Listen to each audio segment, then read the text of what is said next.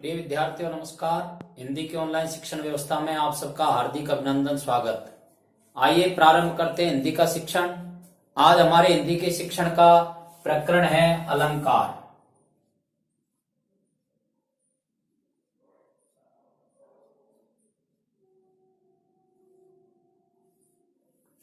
आप सब जानते हैं हिंदी अनिवार्य के प्रश्न पत्र में और अलंकार के प्रश्न हमसे पूछे जाएंगे। इसके साथ साथ ही अलंकार काव्य की दृष्टि से पढ़ना अनिवार्य है। बड़ा रोचक विषय है। हम बड़े अच्छे उदाहरणों के साथ में आपको ये समझाया जाएगा, मुझे पूरा विश्वास है। यदि आप इसको ध्यानपूर्वक सुनते हैं और पढ़ते हैं तो आज आपको अलंकार का ये विषय अच्छी तरह से समझ में आ जाएगा। अलंकार जो शब्द है यह दो शब्दों से मिलकर के बनता है। एक शब्द है इसमें अलम और दूसरा शब्द है कार। अलम जो शब्द है इसका अर्थ होता है शोभा और कार शब्द का अर्थ होता है करने वाला। अर्थात हम ये कह सकते हैं कि अलंकार जो शब्द है उसका यदि हम शाब्दिक अर्थ देखते हैं तो वह होता है शोभा करने वाला या सुंदरता को बढ़ाने वाला।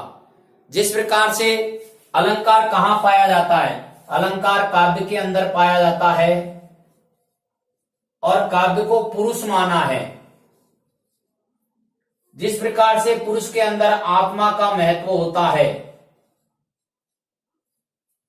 और आत्मा काव्य की जो आत्मा है उसको रस माना है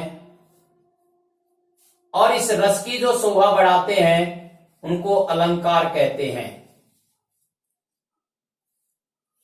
जिस प्रकार से आत्मा रूपी काव्य की आत्मा रूपी जो रस है उसकी शोभा को बढ़ाने वाले जो तत्व है उनको अलंकार कहते हैं।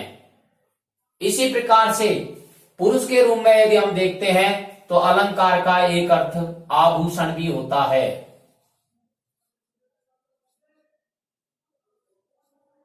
जिस प्रकार आभूषण व्यक्ति की शोभा को बढ़ाते हैं, पुरुष की शोभा को बढ़ाते हैं, उसी प्रकार से ये जो अलंकार है ये काव्य की शोभा को बढ़ाते हैं। अब यदि अलंकारों के भेद की हम चर्चा करते हैं तो अलंकारों को तीन भेदों में बांटा गया है। उसमें से एक है शब्दालंकार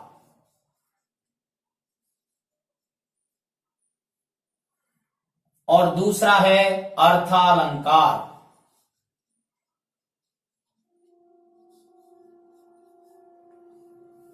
और तीसरा है उभयालंकार।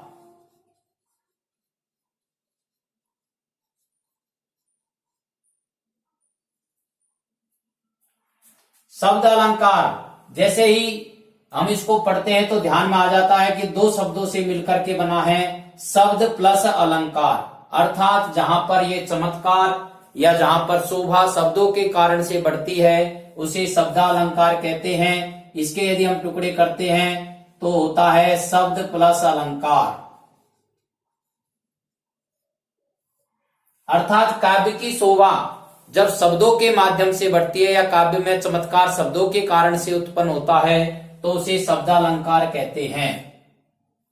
इसी प्रकार से अर्थालंकार के यदि हम टुकड़े करते हैं तो ये हो जाता है अर्थ प्लस अलंकार। अर्थात हम ये कह सकते हैं कि जब काव्य में चमत्कार या काव्य की शोभा अर्थ के कारण से बढ़ती है, शब्द के कारण से नहीं बढ़ती है, अर्थ के कारण से बढ़ती है, तो वहां अलंकार जो होगा उस अलंकार को कहेंगे अर्थालंकार।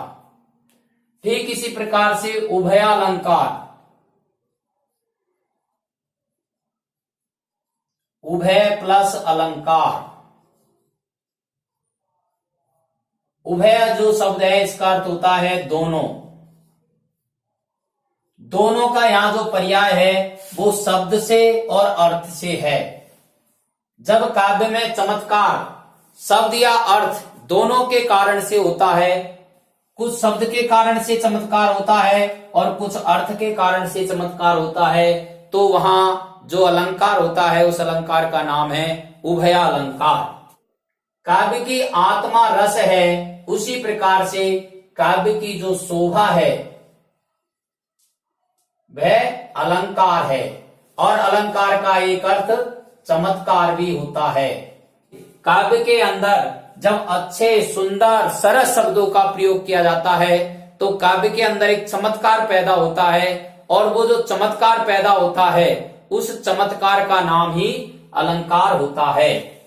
तो जहां शब्द के कारण से चमत्कार उत्पन्न होता है वहां शब्दालंकार होता है, जहां अर्थ के कारण से अलंकार चमत्कार उत्पन्न होता है वहां अर्थालंकार होता है, और जहां शब्द और अर्थ दोनों के कारण से अलंकार चमत्कार उत्पन्न होता है वहां उभयालंकार अर्थात शब्द अर्थ दोनों प्रकार के ही अलंकार वहां कहे जाते हैं। अब यदि हम उदाहरणों की चर्चा करते हैं तो शब्द अलंकार का उदाहरण है तरनी, तनुजा, तट, तमाल, तरवर, बहु, छाये। आप देख रहे होंगे कि इसको पढ़ने से ही शब्द के कारण से चमत्कार उत्पन्न हो रहा है, अर्थात पढ़ने पर ही एक अलग प्रकार का आभास होता है, एक अलग प्रकार का चमत्कार दिखाई दे रहा है। तरनी, तनुजा, तट, तमाल, तरवर, बहु, छाये, अर्थात यहाँ तय तय तय तय तय इन सब इस वर्ण के बार बार आ जाने के कारण से, और यहाँ तय वर्ण से युक्त शब्दों के बार बार आ जाने के कारण से, और यहाँ शब्दालंकार है, अर्थात यहाँ जो चमत्कार पैदा हो रहा है या इस पंक्ति में इसकी जो शोभा बढ़ाने का जो काम कर रहे हैं वह तय वर्ण से युक्त शब्दों के बार बार आने से शोभा बढ़ाई जा रही है, इसलिए यहाँ यह शब्दालंकार है। इसी प्रकार से अर्थालंकार का यदि हम उदाहरण समझते हैं, चरण सरोज पखारन लागा। चरण सरोज, यहाँ पर चरणों की जो विशेषता है या चरणों को जो है वो सरोज के समान बताया जा रहा है, अर्थात अर्थ के कारण से चमत्कार पैदा हो रहा है, इसलिए यह अर्थालंकार है। उभयालंकार का जो उदाहरण है बड़ा रोचक है। कजरारी अखियान में कजरारी ने लखत। यहां पर कजरारी और कजरारी दो प्रकार के शब्द काम आ रहे हैं। कजरारी कजरारी दोनों प्रकार के शब्द काम आ जाने से यह शब्दालंकार है, लेकिन इन दोनों के जब अर्थ देखे जाते हैं तो दोनों के अर्थ भिन्न भिन्न होते हैं, इसलिए यहाँ अर्थालंकार भी है। अर्थात जब शब्द और अर्थ दोनों के कारण से चमत्कार उत्पन्न होता है तो वहां पर उभयालंकार होता है। यहाँ कजरारी कजरारी शब्द के आ जाने से शब्दालंकार है, और कजरारी और कजरारी न लखत, अर्थात कजरारी यानी काली आंखों वाली, और कजरारी न लखत अर्थात काजल दिखाई नहीं देता है। इस प्रकार से दोनों शब्दों के अलग अलग अर्थ होने के कारण से अर्थालंकार है। शब्दालंकार भी है और अर्थालंकार भी है, इसलिए यह उभयालंकार का उदाहरण माना जाएगा। अब यदि परिभाषा की हम चर्चा करते हैं तो अलंकार की परिभाषा है काव्य की शोभा बढ़ाने वाला तत्व ही अलंकार है, अर्थात काव्य में निहित भावों को शब्दों एवं अर्थ में गूंथने या व्यक्त करने का सरस एवं चमत्कारी ढंग ही काव्य की भाषा में अलंकार कहलाता है। इस प्रकार से आज के इस प्रकरण में हमने अलंकार के बारे में अध्ययन किया है। आगे के वीडियो में हम शब्दालंकार, अर्थालंकार और उभयालंकारों के भेद पढ़ेंगे, अर्थात शब्दालंकार कौन कौन से हैं, अर्थालंकार कौन कौन से हैं और उभयालंकार कौन कौन से हैं। भेद बताए जा रहे हैं, उन भेदों के प्रमुख उदाहरण कौन कौन से हैं, ये भी हम अगले वीडियो में पढ़ेंगे।